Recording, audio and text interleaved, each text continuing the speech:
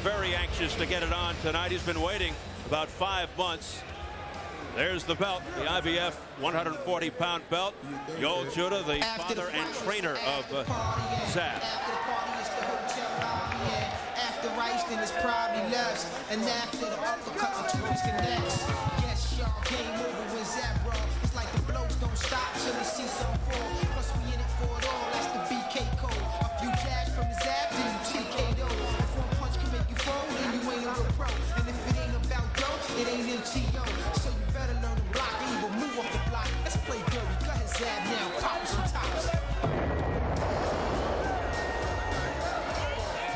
Well, you know he's a star when he has his own music, right?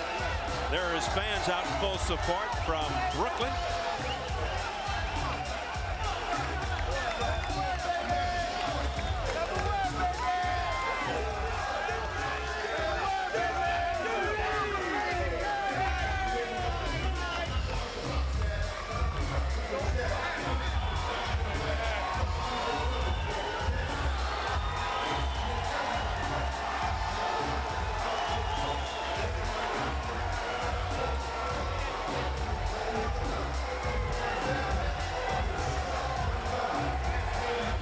Well, even though he's got Kostya on the mind, he insists he's focused on Vester.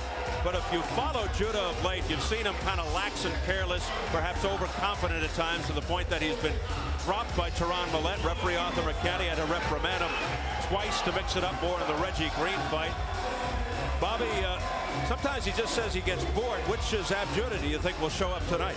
Well, Steve, I'll tell you what, sometimes he says he gets bored, that the incentive isn't there, and sometimes I think it's just a matter of he doesn't really feel any threat from certain opponents. We've seen that pattern. He falls into a little daze. If this isn't incentive enough to look good, the showdown with Kostya, I don't know what is. Well, he did seem more businesslike and serious in our talks with him yesterday. As we check the numbers, let's go to the tail of the tape. Both fighters are 23 years of age. Vester is slightly taller, a 2-inch reach advantage for Judah. At yesterday's weigh-in, Judah and Vester under 140. Tonight, Judah 141, Vester 143. And the key rules for this world title fight: there's no standing 8 count, no 3 knockdown rule. A fighter cannot be saved by the belt in any round. If an accidental headbutt occurs before the end of the 4th round, the fight is ruled a no contest. If it happens after the end of round 4, they go to the scorecard. So here at Mohegan Sun, Zab Judah, Alan Vester at stake, the IBF Junior Welterweight belt. Let's get the introductions from our ring announcer, Jimmy Lennon Jr.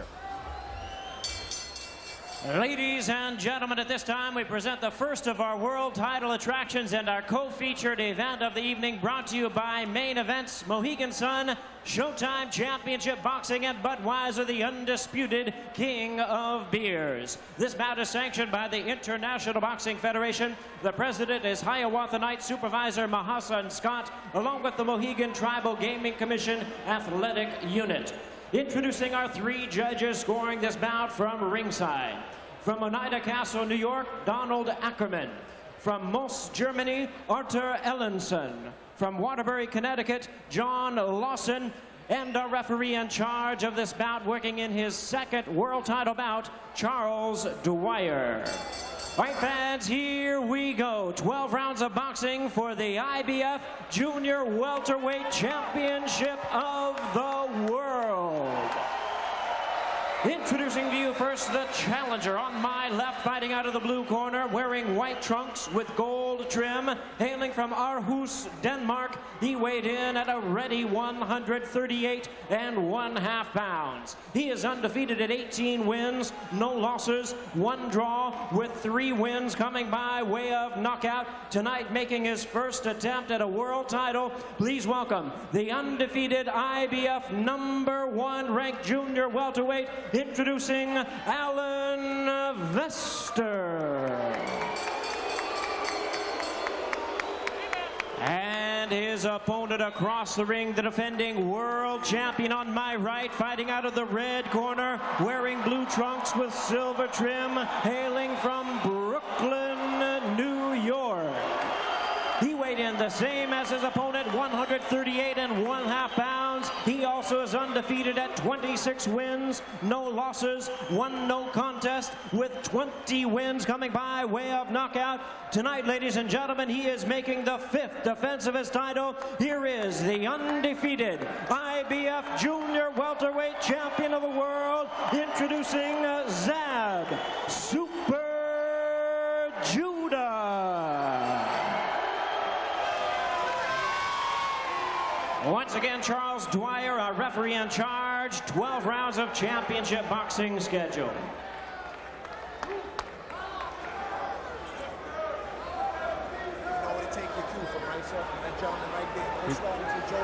Okay. Wait for the cue.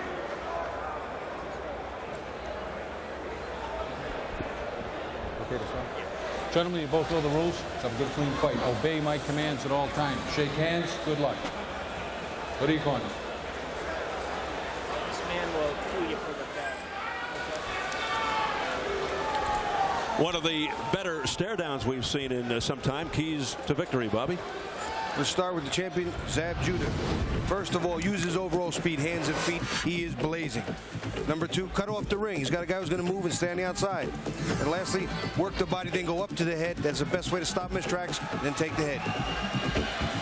For Alan Vester, he wants to use a very effective jab. He's going to have to put something in Judah's face to keep him off. Also, with that jab, maybe set the fight distance. He can't fight inside, and Judah can. And lastly, the straight right hand is his best punch, and it's very effective against southpaws in general. Went right to Judah, dominant and sharp, elusive and slick, exceptional speed with pop, very sharp, accurate puncher with excellent reflexes, tremendous right uppercut, and has infinite energy. The key is to harness that intensity.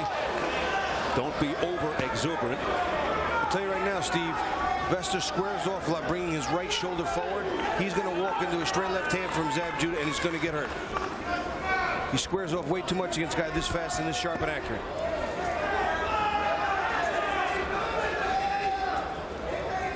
Judah, very deliberate, measuring Vester out.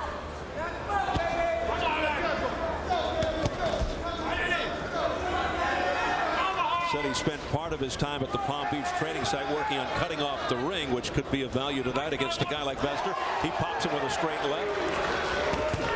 Combination blocked by Vester's gloves. Vester's definitely keeping his hands up. He's worried about the speed and the power of Judah. Not fighting a bad fight right now, keeping Judah neutralized to a degree.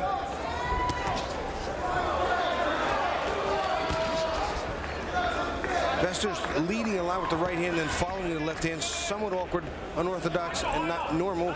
Maybe it might be effective. And Vester not dancing around as much as we thought he might be doing. He's standing in there, which could be to his disadvantage eventually as a target, and he is at times aggressive as he jumps in.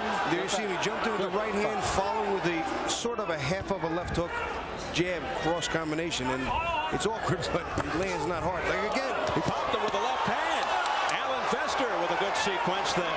He did it twice in a row there, and Zab figured he was done and got hit with another set. Perhaps trying to lull Zab Judah. And now Judah turning it up.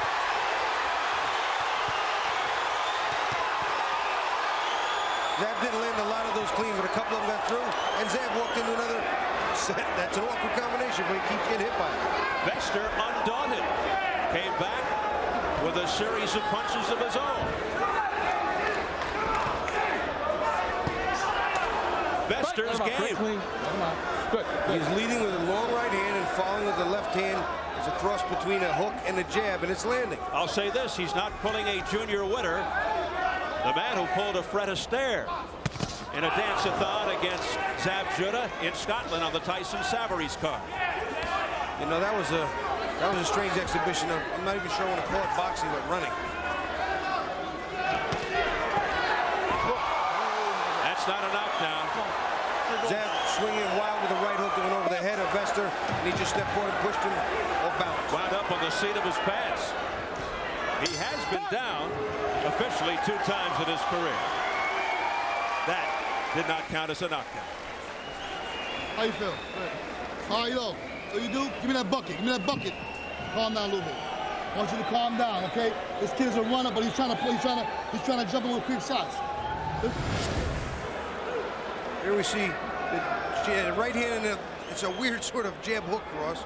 Double combination there where he got Zab Judah a little aggravated. Didn't really hurt him, but got him. There's one. He comes right back with another. Two. And they both landed cleanly, but again, there's no real power in those punches. You see Zab get wild with a right hook over the top of the head and just a push slash slip to the ground. From overhead, we'll watch it. Watch the feet. Right hand goes high. Feet are very mixed up and tangled. No balance. Clearly a better first round for the challenger than most anticipated. Including yours truly. So here comes Vester against Judah for round 2. Well, the best strategy against a guy like Judah, keep the pressure on, keep your defense tight, throw a good straight right hand against the southpaw, step to your left and fire. And Vester adhering to that strategy for the most part. It's interesting to see what adjustments Judah will make to that right hand left, and if Vester will indeed continue throwing it that way. The crowd urging Judah on. Chance of Judah. Judah perhaps a little bit surprised himself by that first round. And I'm sure somewhere in the back of his mind, Kashtazzou's on his mind. He can't leave that being in the front of his mind. He could lose the fight right in front of him. Could you imagine? I really have a problem with that one. A lot at stake. High-profile, big-money fight in November with Tszyu on the line. Should Tszyu also cooperate later tonight? Even though those punches landed flushly on the gloves were sitting flushly on Vester's face, there is some residual effect.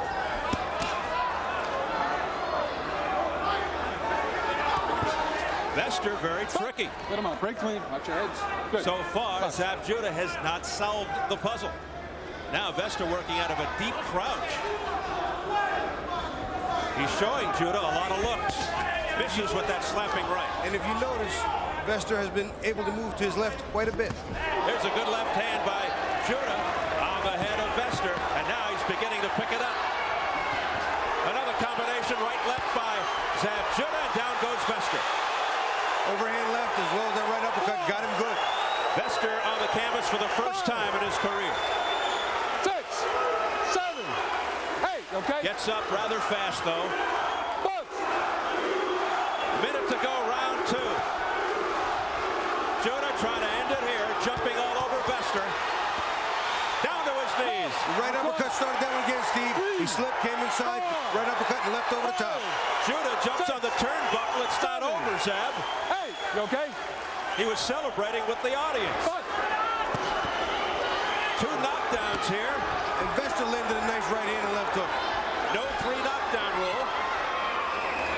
Break clean. Watch your head. Not a ton of time left in this round for Judah to close it out. 23 seconds and counting. Vester trying to survive the second round. Now he's trying to dance away from the champion. Keep his distance. Boy, that pummeling left is having an effect on Vester. Not only that right uppercut, Steve, very effective on the inside. That's one of his best punches, and often a forgotten punch in boxing, the uppercut.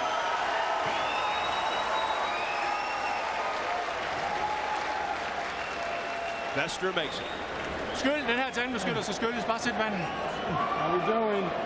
Fine, fine. Henrik Riesem, our translator. I'm okay. I'm okay. Ja, benene. Legs all right? Prøv at svinge den af nu. Koncentrere dig, kom den rigtig Just bare throw the rundt right her. hand. Ikke? Og så bare smæk den af nu.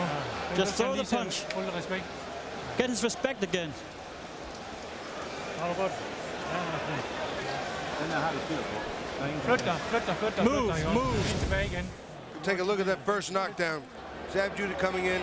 He's so quick, he's powerful. Straight left hand and right hook. Not real clean, but he's following, he's chasing. The right uppercut inside did hurt him. You see him buckle a little bit, and then that left hand straight. A little bit of a slip toward the end there, but again, that right uppercut being so effective on the inside. Second knockdown, he just beat him to his knees through the gloves. Well, let's see if Vester can get Judah's respect again. That was great advice in the corner. Throw the right hand, get the respect. Because he had not hurt, but hit Zab with one good right hand, and Zab did back up to take a look. Vester down 2 times in the second round. Round 3 scheduled for 12 for the IBF Junior Welterweight Championship. Right, got him up. Right clean. Right 5th clean. title defense for Zab Judah. 26-0, 1-no contest, 20 knockouts. Vester in the white trunks, 18-0-1 with only 3 KOs. He's the #1 contender in the eyes of the IBF.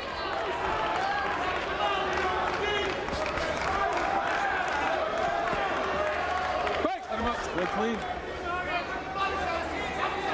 Charles Dwyer from Portsmouth, Rhode Island, the 3rd man of the ring.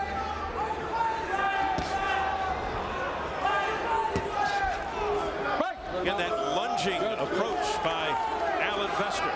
Vester's eyes seem to be okay. His legs seem to be under him. Doesn't seem to have too much residual leftover bad body parts from that knockdown, but his points are adding up now.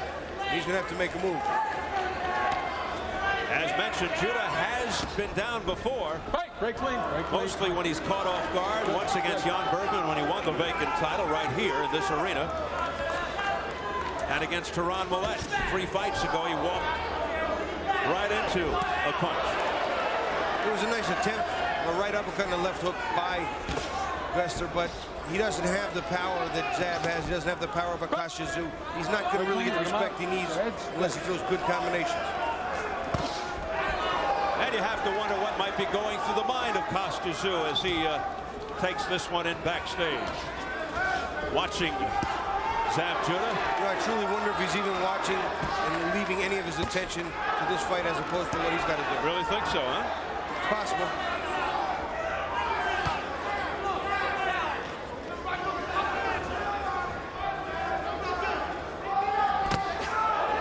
We approach 40 seconds remaining, round 3. More of an uneventful round as opposed to the first 2. More action-packed. Right, right clean. Got him up. Vester bouncing back from 2 knockdowns in the last round.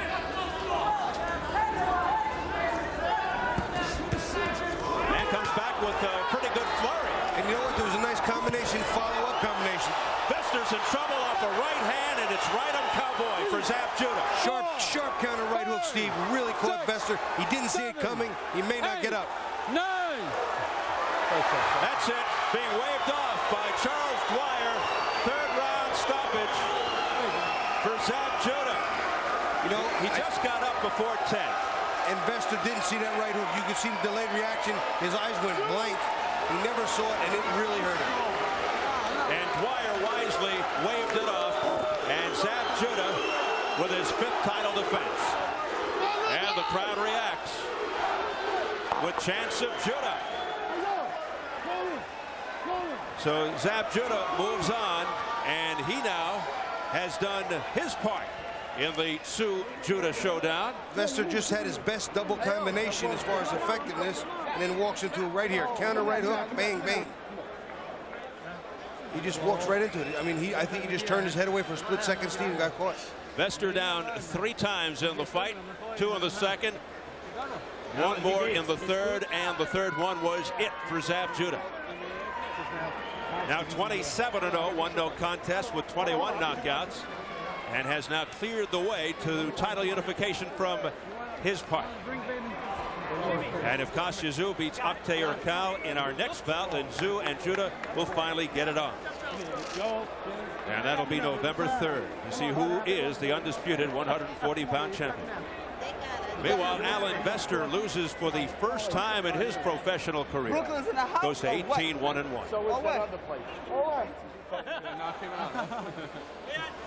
Well, nice to see him smile. He's okay. All right, let's walk you around. We're going to take a look at the replay of that knockdown.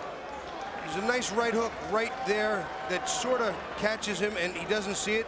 And you see him stagger, stutter, look around, go to his knees, and then dive face first into the corner. It didn't look that powerful at the time, but when you don't see them coming, watch it again. Zab Judah waiting. Vester had a nice combination. Zab now back on the attack. Gets his man with the, tries to get him the uppercut, but lands a very clean, but not appearingly so hard. When you catch a fighter looking, sometimes they get short-circuited. I can't imagine that this right hand was better than some of the other punches he'd already absorbed, but the results speak for themselves.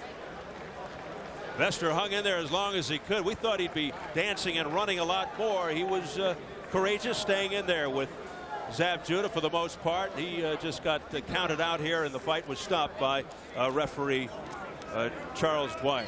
He just didn't want to take any more. It was pretty clear on his face. So there is Zab Judah and family and friends. Right, baby! Brooklyn in the house. You heard me? As Zab is now able to take a big deep breath and celebrate, gets a kiss on the cheek from Gary Shaw, the COO of Main Events. I never in my life saw you that fast. Some may ask, why didn't Judah line up a Kostya prototype in advance of Zoo tonight? But for someone like yourself who can get in the mind of a fighter, he's probably just more comfortable doing that in the gym rather than risking it here. Let's get it back up to Jimmy Lennon Jr. for the official time. Ladies and gentlemen, we have the time of 2 minutes, 58 seconds in round number 3. A referee in charge, Charles Dwyer, reaches the count of 10. The winner by way of knockout, still undefeated, and still the IBF Junior Welterweight Champion of the World, Zab Super Judah. Well, they call it officially a knockout, although Vester did get to his feet at 9, like 9.5, I'd say, but the referee had his own ideas and stopped the fight anyway. It was a wise stoppage, of course, but they're saying that he was counted out officially. He was standing up at 9, Steve, but I think he was in no shape to continue. Absolutely, I agree. So they could have gone either way with this, KO or TKO. It's really academic. It's another W. But this time in more emphatic fashion for Zab Judah, but obviously we have to question the caliber of his opponent tonight, even though he was deemed the #1 contender according to the International Boxing Federation. You know, many times that #1 ranking, you wind up getting it through attrition because all the good fighters who have fought eventually wind up losing. There's nobody left to put up there who hasn't already been up there one time or another. And I think they also like to give some of the European fighters a chance. All right. It is misleading at times. Coming up next, our main event. Here comes Zab's rival, WBC, WBA super lightweight champion Kostya Tszyu, taking on WBC #1 contender Akde Urcal, as Tszyu defends both of his 140-pound belts. We take you into the dressing room of the champion. Here he is, the Thunder from down under, Kostya Tszyu, looking straight into that camera. Former Russian amateur star who went to Australia after winning the World Amateurs in '91. With the then Soviet Union breaking up, he bypassed the '92 Olympics, settled in Sydney, turned pro, moving his wife, 2 sons, and parents down under as well. No nonsense young man. Speaks with a Russian/Australian accent. Thank you very much. Post-fight reaction. Jim Gray in the ring. Jim. All right, thank you very much, Steve. We're joined by the entire Judah family. Narcisse, Brandy, Zab, you're the main man here, though, in the family today. Were you looking forward a little bit, and did Alan catch you in the first round? Well, no, I mean, he was kind of quick, what I'm saying? He came in with a lot of speed punches, it stung me a little bit off, in the first round, but I was quickly adjusted because I'm in tremendous shape. I worked very hard, and I came in and do my best. Were you disappointed? You looked like you walked away disappointed at the end of the second round that you didn't put him away. Oh, well, at the second round, I'm used to when I heard a guy finish him. And, Alan came in there, and he escaped the round. He escaped the bell, but the next round I got him. You know what I mean? I feel good today. Let's take a look at the couple of knockdowns that we had. First in the second round, Zab, tell us as we look at the monitor here exactly what's happening. I'm setting up. I'm looking for him to throw a punch so I could counter. I knew that he was quick, so in this fight I had to be the counter puncher. So every punch he threw, I was looking to counter, but it was a short uppercut that caught him. And then in the second knockdown again in the second round, it looked like he went to his knees, just needed a little relief. It looked like. There you go, boom, uppercut, right to the body, straight down the middle. There you go. I mean, they all get it. Pray. He's praying. You thought it was over there, didn't you? Uh-huh. Did you think it was over there? I thought it was over. I was at the fact, if you watch the ring, I was up on the ropes and I was like, it's over. Now round 3. Finish the touches. Yeah, that was the finish touching. Come on, where you going? Come on, get over here. But like I said, I had a great camp, tremendous camp in West Palm Beach, Florida. I got my conditioning training from Powerhouse Gym in West Palm Beach.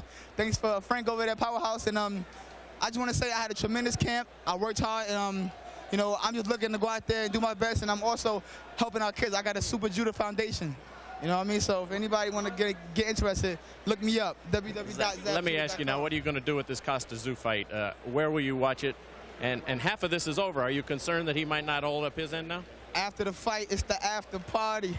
I don't even know if I'm watching the fight. You're going to watch it. Don't give us that. Come on. I know you're watching this fight with that big payday out there in November. It's all good. I mean, you know, the money's not a big thing right now. You know what I'm saying? It's so good. I'm living good. I'm maintaining them. You know, I mean, like I said, I just want to thank God for putting me here in this position. But I wish Costa Tszyu well, and I'm really rooting for him in this fight, because if he don't win, then I'll be all screwed up again.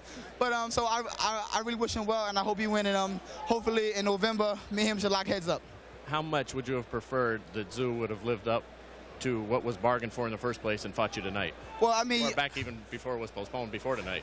Well, I'm from your word is everything, and if you give a man your word, you know, that's your word. You know what I mean? And that's like shaking on it or making a bet, whatever. But evidently he didn't live up to it. So what you want me to do? I mean, but you know, I'm still here. I fight the best out there. I did not pick this guy. He's the #1 contender. He worked his way up to the top, and I took him on, knocked him out. What can they keep saying? You know what I mean? They say I can't beat nobody because nobody want to fight me. You know what I mean? Holla. Congratulations to you, and I'm sure we'll be talking to you after this fight one way or the other, regardless of the outcome. Congratulations, Zab. The outcome is good. All right. Steve, back to you. All right, Jim, the outcome is good for Zab Judah. As we take a look at the online results for Judah versus Vester. How about that? 1-1. The fans at home gave round 1 to Vester. They might have called Judah's slip a knockdown, but in any event, Zab Judah with a KO round 3 convincingly over Alan Vester. Coming up on July 21st, the debut of Showtime's new afternoon boxing series, ShoBox, the new generation. Every other Saturday, we'll bring you some of the world's finest young talent showcasing their skills on their way to the top. It's boxing pure and simple.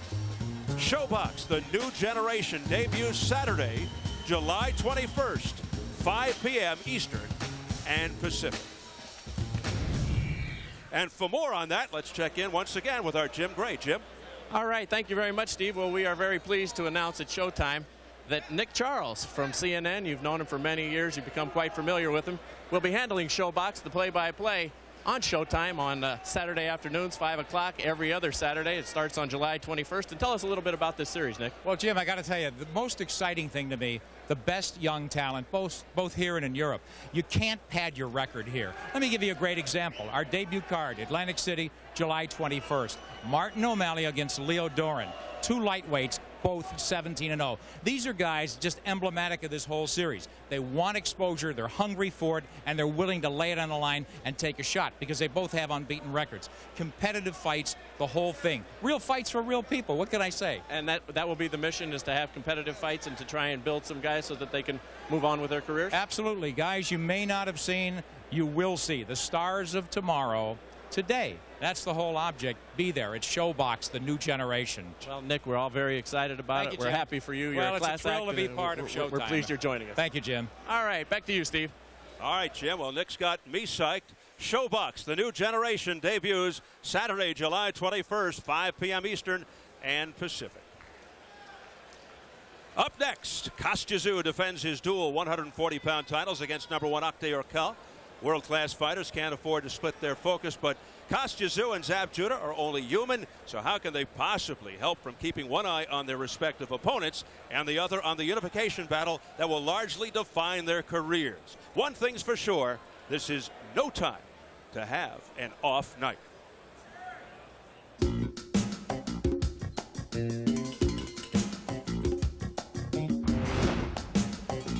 For most fighters, the sport of boxing is less of a physical contest than a psychological one. And sometimes the game playing begins in one of boxing's most curious rituals, the showcase. Here, 2 future opponents such as Costa Tszyu and Zab Judah are co-featured on the same card to promote their upcoming contest, while both pretend they're unaware or unconcerned about their long-time rivalry. Why should I be anything against him. He's a human being. He's a person who's got a mother and father and who's got kids. And I mean, he's a human being. Why should hate him or don't like him? This is the business what we do. He's a nice individual. Like I said, there's nothing personal here. This is a sport, you know what I mean? This is something that we got to do to feed our family, to take care of our lives and things. So, you know, he's a nice guy. I mean, I don't have no animosity against him or anything like that. I'm just anxious to fight him. That's it, you know. This entire week, Tszyu and Judah have been forced into each other's presence. And while they maintain no rivalry exists, they are fooling no one. While training at the same New York City gym, both refused to work out in the same room and would not acknowledge, much less talk to one another. Of course, we both have our own mental games, mental tricks, which I won't tell you. Yes, I do have, and I'm sure Zeb have, but very hard to break me in any different ways. I like to let my hands talk, you know what I mean? I like to, you know, like most of the time, if you do that part, if you mentally scare a guy or psych him out, then by the time he get in the ring, you know, he's already beat. Tonight, Tszyu and Judah are fighting more than just their respective opponents. They'll be sending messages, scrutinizing styles, and feigning indifference. I don't need to prove to him anything. He has to win his fight, I have to win my fight. I'm sure he'll gonna watch me after he finishes his own fight, and he'll be there, and he'll be cheering for me. I can't say, you know, after I fight, will I stick around and watch this fight? I don't know. I mean, you know, I'm really not concerned, you know what I mean? I'm just concerned about win my fight and take care of my business and go home, relax with my family. I believe we need to beat these people impressively, to show in the world that we are the best in this division, and then fight against each other in the end of the year and show the world who is the best.